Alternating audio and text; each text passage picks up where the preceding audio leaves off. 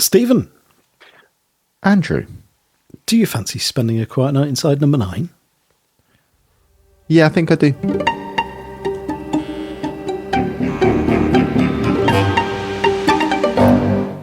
Well, that's good, because so do I.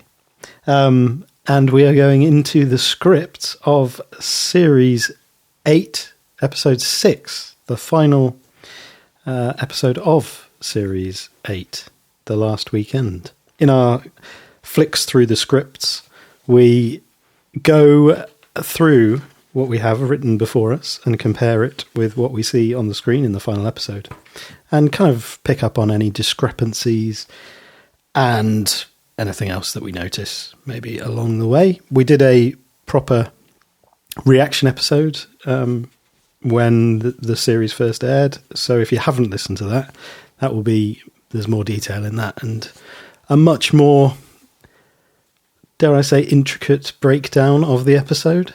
I'd hope so. Intricate, is that the word? I don't think it is. It feels like the wrong word. Insightful. No, that's not that. No, these are not words that sound like our podcast. We basically went in depth and walked through each scene and picked it apart in a good way. Positive. I think a positive way. So I'm going to stop introducing this episode now and ask you how you found going back and watching this. Oh, God, it's bleak. It's so good, so horrible. And I'd forgotten quite how it made me feel at the end. How did it make you feel at the end?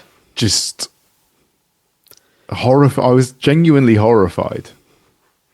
The whole story, that as he kind of spills out exactly what's been going on with all this time and how this has essentially been 9 years of psychological torment and psychological warfare as revenge, and this is his final act. And it's going to be just as drawn out and dreadful. Yeah, this is a proper horror episode, isn't it? And I was remembering back to when it first aired and not knowing anything about it and anticipating not what it became. It felt like, this is just a lovely story about their writing friendship their friendship full stop and their writing relationship. And no, well, maybe, but it's properly horror, really, really grim and claustrophobic. I mean, just that the scene or seeing him in the bath of concrete is like, it's a visceral. It is, yeah. Just being crushed by the cement mix around him and that stuff on his face and I think crushed is on so many levels the correct word for how old what's his name, Chaz, feels at the end. He's crushed. Yeah, because not only is he about to die and knows that is coming in the most awful way, he's also finding out all of these things have been a lie, and it's not even like he's dying knowing that all of that time he spent has been worth it somehow. It's quite the opposite. Yes. 9 years. 9 years wasted. So in terms of anything you noticed from any deviations from the script, what was the first thing you had? The first thing was that the number 9 was not on a rock. It was on a stone gatepost. Snap. No, snap. I got that. Yeah. Painted on a rock by the driveway is the house number 9 in the script. I guess that's something that if there hadn't happened to be a gatepost that they could put it on, they could have easily sourced a rock. Yeah. and put I it on suppose, that. yeah. So it's not This the is case one of that those, I guess- someone who was supposed to bring a rock with them forgot to put it in the car. Oh, for goodness sake. You had one job. Could we just get another rock from round here? No. No, you have to. No. It's like planning permission. There's all sorts of paperwork you have to fill in to. The rock was your job. We can't bring English rocks into Scotland. It's not allowed. It upsets the midges. Yeah, they know. And they really shouldn't be upset. Imagine how they are when you haven't upset them yet. Now compare that to if they're annoyed. Awful. Doesn't bear thinking about. It doesn't bear thinking about angry midges. So there's some things that aren't directed that happen. Like give names. Joe doing phone checking. I've noticed happens more than is scripted. And there is one in the first page of script that before he heads into the kitchen, he's checking through his phone, which I don't know whether they decided that there needed to be a bit more signposting, a bit more. Yeah. Yeah. Because it does just feel like he's having an affair, doesn't it? That's what it kind of feels like might be happening. Yeah, that's what's being set up. He's dying, but he's having an affair. Exactly. Yeah. And Chaz is not impressed with the kitchen at all. Very much not. And yeah, I could smell this scene as well, actually, when this horrible musty smell. I could almost imagine being there. Yeah, same. And we see more Dustbuster dancing than We do. is scripted, I think. Because it just says... Does it just say that we hear him busting the dust? Yes. But actually... We can hear the sound of the dustbuster from the kitchen. There's something about seeing a grown man dusting bust with a bust duster. Busting dust with a dustbuster. Dusting bust. These guys are not into that. Oh, I was thinking about like stone heads of people. I was going far less gutter than that. Dusting busts. It's Friday night. I'm going out dusting busts. Dusting busts. Yeah. And there was also a fucking hell added in somewhere. Yep. As well when he was going through the stuff in the kitchen. There is. I made that note. And more sound of flies early on than is scripted as well. We get the first sound of midges and flies and whatever else there is out there. And that very much is something that's foreshadowing the fate at the end, isn't it? Absolutely. And there's something about that sound, because I was watching it with headphones, and the disconcerting nature of that sound. I think maybe there's almost like a human animalistic reaction to that sound where you're like, oh, better get rid of that. It's like a droney. Yeah. If you've ever been in a room with a mosquito, Or you can't relax if that is happening as well. You're like, oh, is he gone now? Okay. Oh, he's back. No, he's back. As he tries to get out the window. And then sorry to everyone who's listening to this with headphones on. This must be hideous. And then it stops, and you start feeling things on your skin. It's like, it must be there. And you start hitting yourself. It's like, what's this tiny thing doing to me? And that little fly is buzzing around going, stop hitting yourself. Stop hitting yourself. Yeah. Are you being served? Mm-hmm. They both say it together, rather than just Joe in the script. They do. There's a little bit of a change line when he's talking about cleaning the blinds. Yes. Instead of saying you've got to lower them and get the cloth between each slat, you've got to be really careful and get the cloth between each slat. Yeah. And then says, see, it's mucky black. It's mucky black. Which is a nice phrase. But also a horrible phrase at the same time. It's nice because it's horrible, yeah. Mucky black. I was wondering, how long do you think it's been since they last were there? Quite some time, because isn't Maggie supposed to be? Is it Maggie? I don't think it is Maggie, is it? What's her name?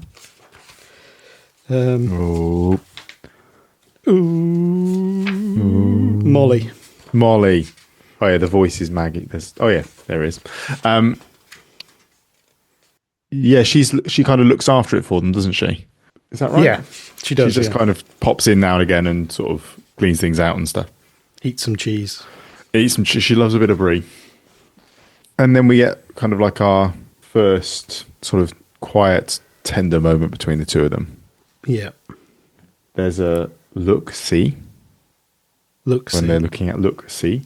When they're looking out at the view that's added in before the... And breathe. Yeah.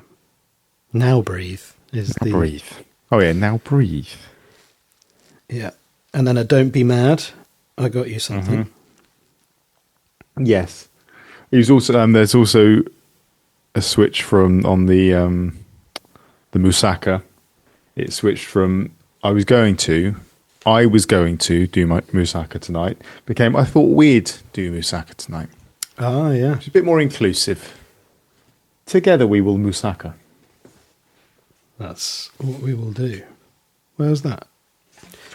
Right at the beginning of the page, or that scene after the and breathe. Oh, is it? Oh, yeah. I can't see it. Oh, there it is. Yeah, I've written over it. You got him? Yeah. He scribbled all over the top of it. I wrote, don't be mad over the moussaka. Don't be mad over the moussaka. I didn't make that note. Because you were too busy scribbling over the words. You didn't even know the words were there anymore. I didn't. What are we? Fucking Jane Austen characters became we sound like Jane Austen characters. Yeah, what do you make of that change? Is that how does that shift the... I don't know. Sometimes I wonder whether they're just kind of misremembered lines. Whether it's like a close enough approximation, that'll do. Yeah. Rather than any conscious shit. Now, I know that makes all of this entirely pointless. A lot of it entirely pointless, yeah. But I feel like sometimes it is, okay, you've got the general gist of the line. That's fine. Yeah. But then there are times where it does change how the line comes across. Yes. But I don't think that does. I don't think so either. What are we? Fucking Jane Austen characters? We sound like fucking Jane Austen characters. Coupling. Yeah. No, I don't think there's anything there. When they're reminiscing about their meeting in the purple sock, Joe scripted say, anyway, I told you we'd end up together for at least 9 years. Became, I told you we'd be together for at least 9 years. Yeah. Or we'd be. I think that's an example of, there's a different kind of meaning there, I think. Mm-hmm. Because he is being explicit about the fact that I told you we would be together. So he's done everything he can to make sure that they are together for 9 years. Not end up. End up sounds almost... I don't know, end up has a more negative connotation. Yeah, it does. And it feels a little bit more passive than the fact that he is very intentionally ensured that they... Oh, God, yeah. Oh, we'd be together. I've told you we'd be together for at least 9 years. I like that he was very upfront about that right from the off. The intention is 9 years. That's what dropping in the at least gives us a slight bit of wiggle room. I suppose maybe to reassure Chaz in that moment, if he'd said, I told you we'd be together for 9 years. Why 9? What? Any more than that? I mean, at least. Drink your drink. Yeah, whatever. Drink your drink and get in your mud bath. Yeah. The copper bracelets theme scene basically stays the same. We go into the bathroom where Joe's putting the stuff away in the cupboard. In the script, he says, if you stop working, we could have more than just weekends together. The just was lost. We could have more than weekends. I don't know whether the just was a bit... It makes it, I guess, if you stick just in there, it makes it sound like that's not even good enough on its own. Yeah. Actually, it is good that you get to spend the weekends together. Yeah, weekends together. Yeah. Because the rest of the time, he's at home with his wife. That's it. It could be that he just forgot to say just. Yeah, maybe. We're caveating everything at this point. It could just be. I love coming home and catching up on all our news is changed to I love coming home and sharing all our news. Yes. Yeah. Which again... Could go either way. Could go either way. Could be either. Sharing versus catching up. Sharing is a more coupley thing. I think so. Like we're sharing versus catching up. I'm just telling you my news, you tell me your news, which is actually probably what they more like what they would do. Except for the fact that Joe isn't being honest about anything. Terrible line switch. Terrible. The next thing I noticed was possibly they couldn't... Actually, no, it's BBC. They could afford it. There was no love song on the radio. Oh, yeah. There was nothing going on the radio. There was no radio, sad. In fact. Did Chaz seem sad? Even without a love song playing on the radio? No, he was all right, wasn't he? Yeah. I think they probably wouldn't... Oh, maybe they could have said, Alexa, play some love songs. Yeah. He does love his Alexa. But he's just peeling potatoes. He's just peeling potatoes. The sound of potatoes peeling is enough of a love song for him. Just stripping back the layers to reveal potato. To reveal the true potato underneath. Although in some respects, the peel's the best part, especially when baked. Yeah, baked in the right way. Yeah, that is true. Join us for more cooking advice. How do you bake? Actually, no, that wasn't any cooking advice. Yeah, that was just there is a good way and a bad way to cook potatoes. So how do you do it in a good way? I can't tell you that. I don't know. I just know that I've had a good potato with. I mean, I can tell you. You stick it in the microwave for 10 minutes and then in the oven for about half an hour. What do you do if you haven't got a microwave or an oven? Candle for about 3 days. Candle and foil. Yeah. Or maybe make a fire. 3 days. It would take a while. If it takes an hour, half an hour in an oven. I wonder how long it would take to bake a potato with a candle. You'd need some way of, like, you'd have to maybe have it rotating. Yeah. You'd have to have like a spit roasted potato. Like twizzling potato. Over a candle. But the candle would probably die out before it's... I think so. You'd have to replace it with another candle. Yeah. And whether it would be more efficient to use all the candles that you would use, like you'd replace the last one with, use them all at the same time rather than one at a time. If you've got any thoughts on cooking with candles, cooking with candles, cooking by candlelight, no, cooking with candlelight. One sounds far more romantic than the other one. The other one sounds like a pain in the ass. Yeah, it's just very long-winded. Any more on this page? When he checked his phone, I feel like there was a heart emoji and not just a tongue emoji. Yeah, I was trying to figure this out because he refers later to the fact that that whoever it is being sent egg or aubergines and hearts. Mm-hmm. But it looks like Mick has the aubergine and the heart next to the name rather than... I don't know if I just missaw. Which is a bit weird. weird. It was the message or whether it was the name. I don't know. I mean, it's careless based on what he's doing. I don't want this to reflect on how I think that he should do things if he's hiding that he's got a wife to play some horrible game. However, I feel like it's a misstep to have your wife's name saved with a whole bunch of flirty stuff next to it as the contact in your phone.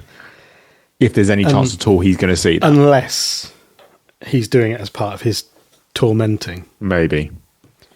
Because the aubergine as well is a fairly inappropriate emoji for his wife, I would think, isn't it?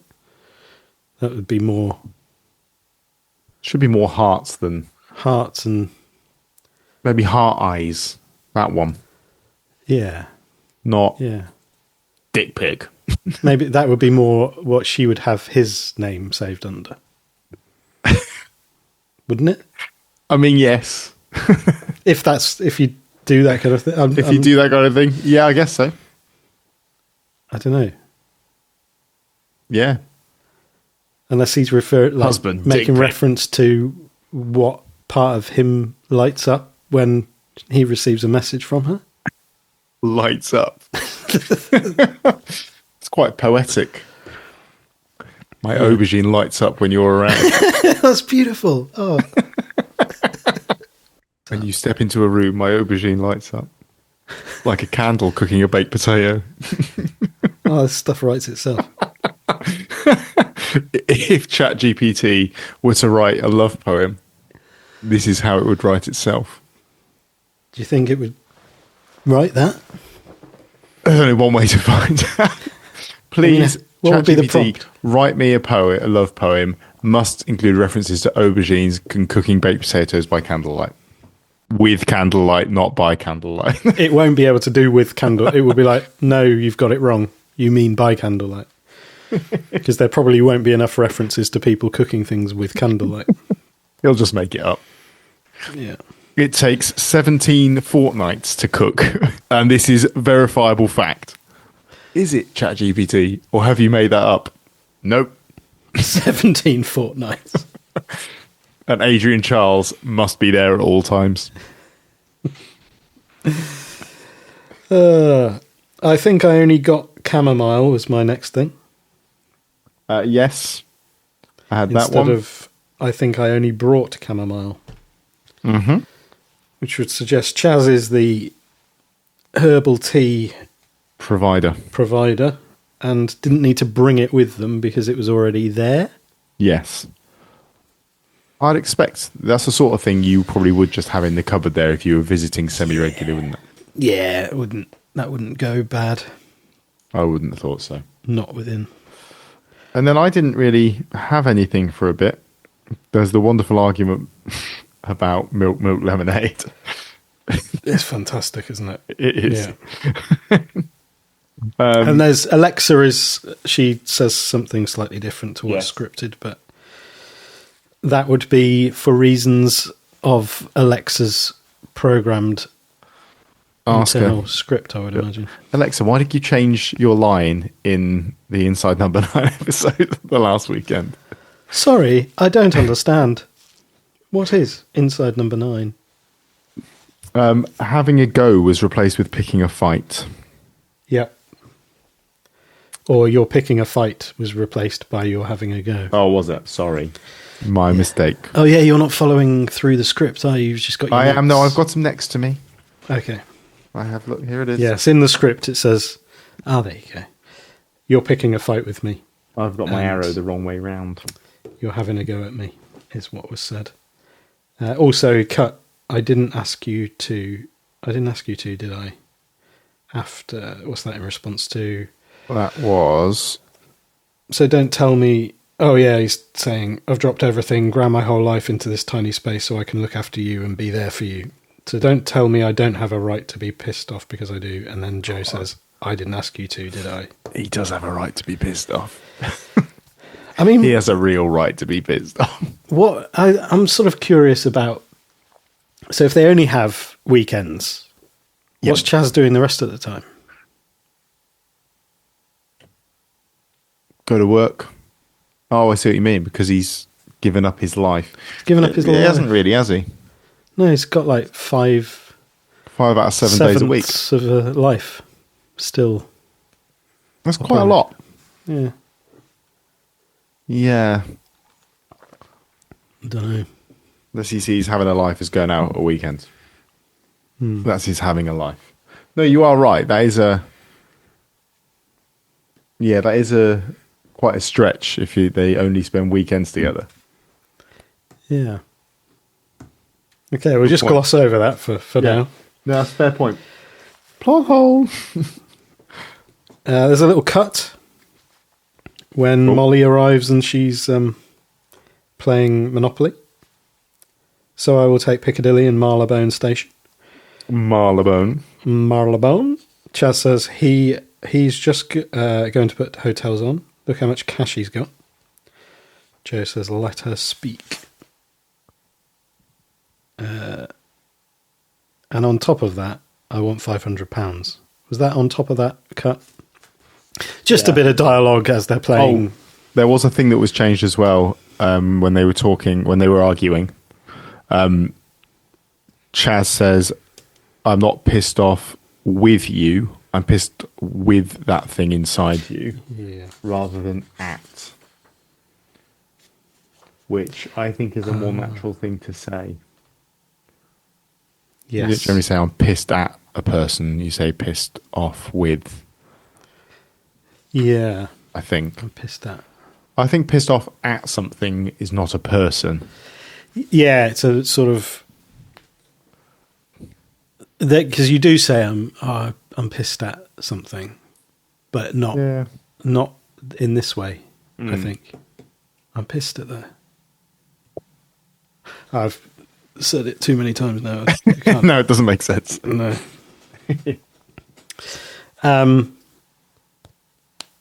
Don't forget. Became remember, didn't it? Yeah. And there's a difference there. That's because difference. Well, he'd already said forgets. Because the line says, because he's an elephant, he never forgets. At least I won second prize in the beauty contest. Don't forget. Well, he just said he never forgets. So it would make more sense to say remember, I think, rather than doubling up on the... Yeah, it's just a writing thing. I think they realised it sounded better. Yeah. Yes, you carry on became, yeah, I'm fine.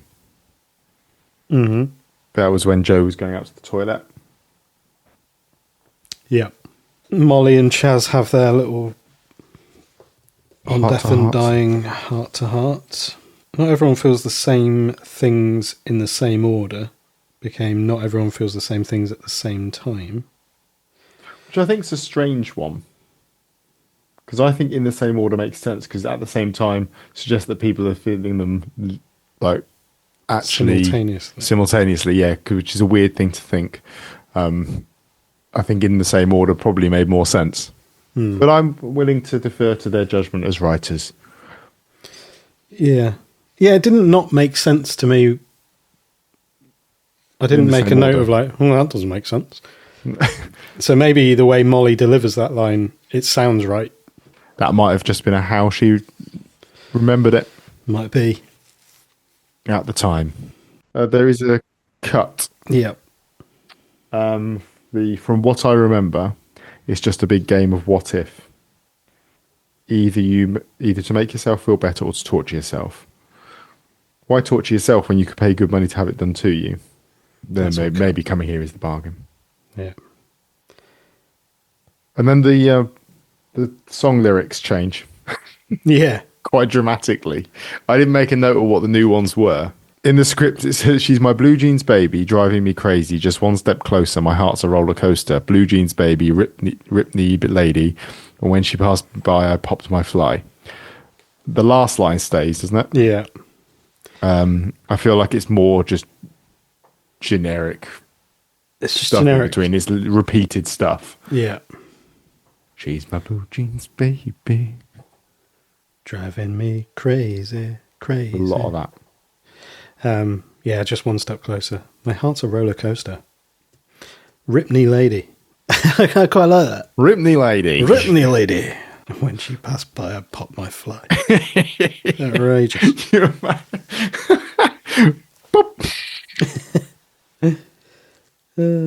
Is it a button fly or is it a zip fly? Well, that's the question. Or is it one of these flies that's buzzing around the... Oh, yeah. Flies everywhere. Oh, man. And he wasn't able to pop any of those flies because he didn't have hands at the end. Foreshadowing. Yeah. There's only one man able to pop any of these flies, and he has no interest in popping the flies. Those flies many levels. Yeah. Yes. I made a note that Molly as she watches them and laughs as it's scripted. It looks really genuine how much she's enjoying watching Stephen Reese dance. Yeah, it was. And I wonder whether it was captured as a happy she's having a great time here. Yeah. Revenge quiche. Next thing I have is, I don't want to be a Debbie Downer, but it's true. I just need you to know that however hard it's been, I've never stopped thinking about you. In the script, I just want you to know that. Mm-hmm. However hard. This is Joe talking. Yep. So wants and needs, the different things. Oh, there was also. I look like I've got leprosy. I missed one. I look like I've got leprosy. Let's have a look. Became let's see. Yeah. There was the bit when he was drinking. Okay, yeah, he scripted to say, "Okay, I'm a bit pissed." The cards on the table. He says, "Okay, me a bit pissed." Oh, does he? I'd just put that was cut. Okay, I'm a bit pissed. Oh, okay. Oh, yeah. I think it might be right. Cards on the table. It was cut. No, you are right. It was cut, and that's just my writing that has made it look like I'm has turned into me. You're right. Me a bit pissed. Me a bit pissed. Yeah, I think it's just cards on the cards on the table. Yeah. And then it stayed very much the same until everything got very dark and things start being revealed, I think. Yeah, there's a bit of extra Joe when Joe says, "Get off, now close your eyes and come with me, no peeking." That's not scripted. Oh, is it not? As he's following him, yeah. But yes. And you said you'd always dreamed of lying in hot mud with a face mask and a glass of champagne, which changed to you always dreamed of lying in a mud bath with a face mask. So it's more about the bath than just being in hot mud. Yes, a mud bath. I want that contained in a bath. The mud should be in a bath rather than just in a pile. Yeah, pile of mud. You can do that anywhere. Like exactly, and we all do. We all do. And yeah, some of the language around Joe's wife changed. She's not a nurse; she's a finance manager. In the script, he then says, "I am fucking her though." Yeah, that was changed to "She's soon to be my wife." Yeah, which is much more wholesome. The way he sings "Blue Jeans, baby." So mean. So mean. It's this whole thing is made all worse by the fact that, like 3 pages ago, he kind of mentioned that he did some things online that he wasn't proud of, and that he kind of had come to terms with that, and even though he hadn't fully necessarily realised how much damage he'd done, it was something on his radar. Like he wasn't completely oblivious to how he'd been. It is a part of his life he already regretted. Yeah. Before this. Yes. Yeah, the specifics of what he used to do on MySpace. Yeah. And I'm guessing he didn't know that there was someone who had killed themselves because of him. Or probably not. Yeah, no. Well, I guess this wasn't. This is the sort of thing now that may become, if she had left a note, because they added in a line to say she never left a note. Oh, if she'd left a note mentioning why she was doing it and she'd mentioned the band by name, that probably would have blown up, and he would have been very much. He'd been a pariah. But because this has just come down to Joe's detective work, he did his research, turned it into his own vendetta project. Yeah. A long time ago. Yeah. The Chaz asked him to the script would say "let me out." It became "get me out," which I think probably is more down to the fact that he would literally have to get him out rather than let him out. This isn't a permission. No door. This is you're going to have to smash me out of here with a chisel and a hammer. And that could go wrong. Yeah. Yes. And but he has no interest in doing that anyway. He doesn't, and to be honest, if he did that, there's every chance that he'd die anyway, because you get horrible like compression stuff that goes on, and then you let him out, and all the horrible poisony stuff that's built up in your bloodstream then goes straight to your heart. And so that might be another way he could have got rid of him, but this is worse. Yeah. This is worse. It's worse for all of us. Yeah, the this soon, when he's talking about what the ancient Persians did through scaphism or scaphism, this soon attracts all manner of insects who would bite and feed on the body, lay their eggs under the skin. Under the skin is added.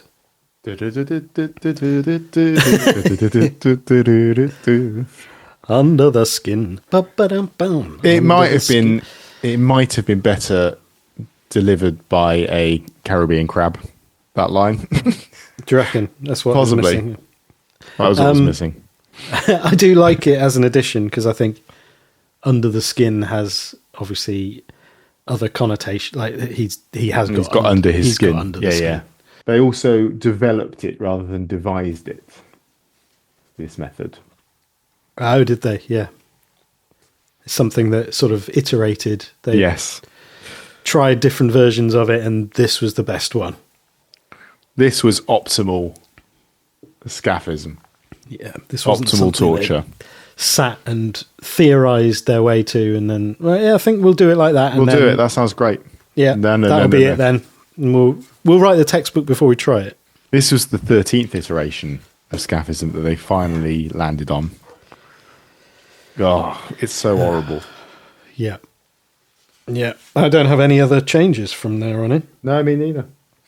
I just made the note Wicker Man screaming, which I know we've talked about before, because it is very much that same.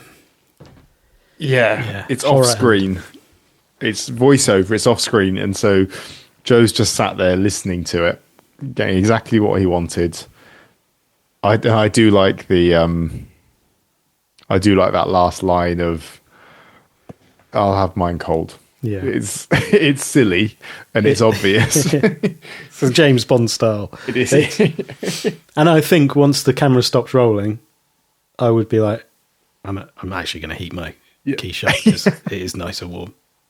Although, I do like a cold quiche. I find it a bit sort of bouncy, like I like jelly. that. I like it more than when it's runny. Do you? Okay. But I also really like cold pastry. Right. Oh, so yeah, the cold short crust, not shortcut pastry. That's different. That's when you can't be bothered. That's when you just cook it over whatever you happen to have lying around. A couple of candles. Short crust pastry. Shortcut pastry. Sure. I always make shortcut water pastry and flour with a candle. Never eat the food that I make. I imagine that's been an optimal bacteria breeding temperature for some time. There's a reason he asked, how do you bake a potato without a microwave or an oven? What's he got? He's got a couple of tea lights. They're called tea lights, not tea cooks or tea bakes. They're for cooking your tea. No, they're for lighting it up. Ah. How long?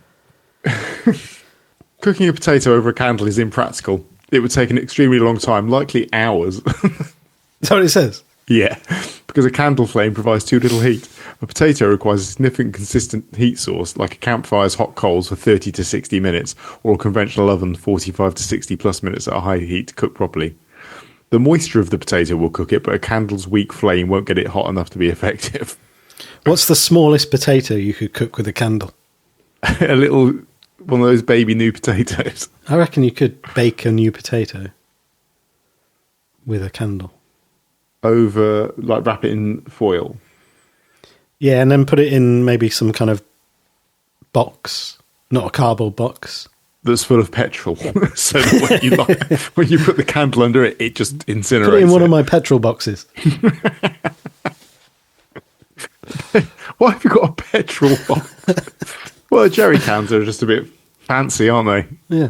You don't need more than a cardboard box. Yeah, because you've got to aim it into this sort of small hole. It's better to just have a whole box that you can... Like a shoe box. It just goes in. The way I see it, the box is already flammable as it is, so, this is illogical. I'm willing to take a chance. And then pop a candle in there with a little potato, and you've got yourself tea. You're telling me you're going to put petrol in something that's not flammable already, thereby making it flammable? Why not start with something that will go up in flames already, like cardboard? This makes no sense. And so our takeaway from the last weekend is I have no idea. So this brings us beautifully to the end of Series 8. I think some of that can probably go. I don't know. I Sometimes things just sort of spiral. They do. And the problem is if you start referencing the fact that things have spiraled and you take out what has spiraled, people will be like, what are you talking I see. about? I've made a rod for my own back there, haven't I? Yes, mate, you have. So yeah, we're heading into the final series. Just 6 episodes to go. And then it's all over. All over. Scripts are done. The only hope that we might have is that we get a script for Stage Fright. Oh, we've also got the script that came with the Stage Fright program Oh, yeah. that we could have a look at as well. I mean, it was never filmed or performed, so we've got nothing to compare it against. But So we would have to do the acting ourselves. that's what I'm thinking. How mean, many we characters? We could get others involved. I mean, there's We could do hundreds. a Like read it's through. loads of words in it. Oh, you mean not typed characters? Oh, yeah. How many characters? We might have to play multiple characters. Or we invite listeners to come and, Oh, if they've got the script, if they've got it, then we could have a whole evening. We could make an evening out of it. Yeah, have a baked potato. multiple rehearsals. Well, we could set a baked potato off to start with, and then by the time we're done, it might be cooked. Yeah. Probably not. Just putting But that that's out there. That might be Got fun. legs, and if needs be, I could I could take a picture of it and send it to you, so you've got a copy. That's as well. illegal, mate. But that's illegal, isn't it? We don't do illegal things on this podcast. I'd have to come and be with you. Okay. So just so that all copyright laws are Yeah, followed to the letter. And only people who have a copy, a legitimate version. Yeah, not a copy, not a copy. A copy, but an actual copy. They're rather all than a copies. Bad copy. They're all copies of something. Everything's a copy. It's all this sort of mechanical duplication. Except for the original. That's not a copy. No, but what is the original? I don't We're know. into like handwritten- NFT. Well, Whatever happened to NFTs? everyone realised what most sensible people realised all along. Are there still people with NFTs hoping that they are valuable? I think most people have come to terms with the fact that the NFTs that they own are not, in fact, Fungible. valuable. Not fungible or So valuable. they are fungible. Oh. Or aren't they? Who They're knows? non-fungible tokens. Tokens. Non-fungible tokens. That would be the ultimate NFT, would be a copy of Lord of the Rings. A non-fungible Tolkien.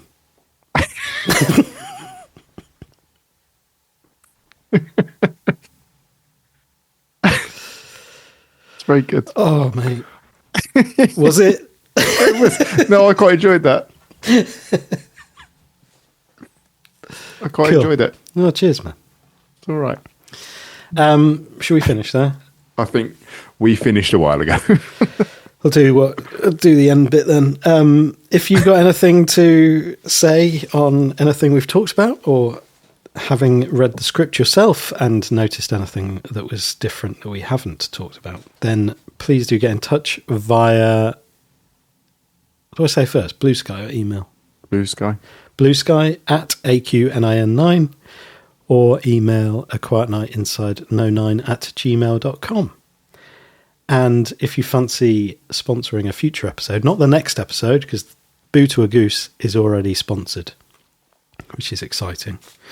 But you've got a few more opportunities to sponsor a future episode. There's a PayPal me link in the show notes, and we'll give you a shout out in a future episode. And we're very grateful for anyone who donates and contributes to the ongoing hosting costs of this podcast, so we don't have to advertise. Not that we would anyway. No. Yeah. Anything more to add, mate? I think we've both said more than enough. We have. Yeah. All right. Have a good week. You too, mate. Cheers. Bye. Bye.